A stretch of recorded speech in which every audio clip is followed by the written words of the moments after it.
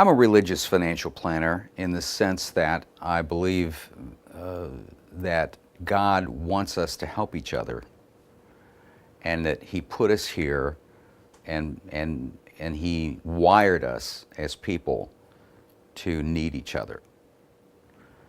But yet we're held hostage in many ways by many things, and one of the things that holds people hostage is pride and arrogance. And in thinking that, well, I don't need any help taking care of this issue, I don't need any help with my finances, I can take care of that, this, that, and the other thing. And then there's a lot of proof that that's not the case. Only 5% of the people at the end of the day are going to be financially independent or wealthy. 95% are not. And so they're being held hostage by that pride and arrogance that says, I don't need anybody else's help. When the reality of the thing is this, that money is as emotional, if not more emotional, than anything that we deal with. People would almost rather talk about their bedroom habits than their money issues. And so when we can get to a point where we can say, hey, I can't do this by myself. I am too close to my stuff to be objective. I need some help. And from a religious perspective, we all know, those of us that have a religious persuasion, that you're a part of something that's bigger than you are, right? God's got this whole thing under control. He knows what's going down.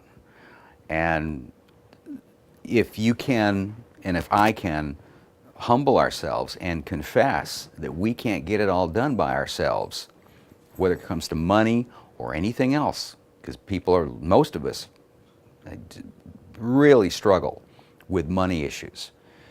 It really preoccupies us, and it keeps us from being the husband we should be, or the father that we should be, because we're consumed with it.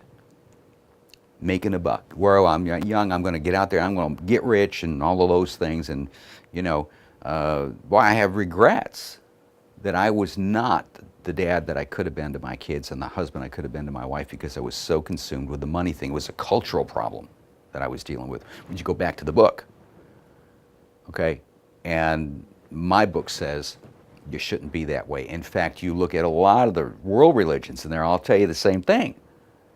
The same exact thing. Nothing wrong with being financially okay, but the love of money is the root of all evil. And so we have to be careful about that. And so, yes, there is a scriptural or a biblical vein in what we try to go with people and where we try to take people, so that they understand it's not about Yahoo, we're all going to get rich. No, no, no. I don't want to be rich. I just don't want to be broke. I don't want to be a burden on my kids when I get old. I don't want to leave a mess when I'm dead, right? And I'd like to have some level of assurance that my future is going to be better than my presence. And so to the extent that I can have some modicum of control over that, just a little, right? Knowing that I'm not in control, right? Totally. The confidence comes from knowing that you know. And so that's what we try to teach people. We try to teach people the basics of this kind of stuff and the mindset.